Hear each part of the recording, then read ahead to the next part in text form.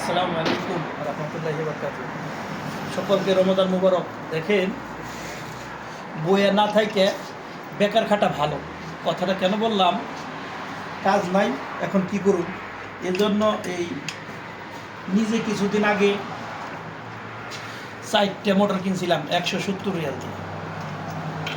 তো এই 2টা মোটর ঠিক করছি, আর বাকি যে 2টা মোটর জ্বলা, একটা মোটর বড়, এই মোটরটারে এক ইমুনি 600 রিয়াল কয়ে গেছি। এজন্য পয়সা না থাইকে 250 টাকার মতো প্রায় খরচ।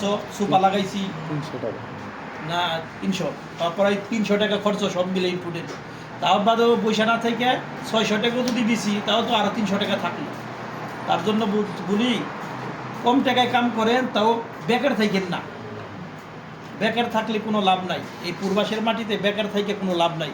হয়তো কম টাকা কাম করবেন, 2 টাকা আয় করেন, আর বেকার থাইকে যদি ঘরে বসে থাকেন, আপনাকে কেউ 1 টাকা দিবে না, আর আপনি খাইতেও পাইবেন না। আপনার কাছে, মানুষের কাছে চায় খাইতে হবে।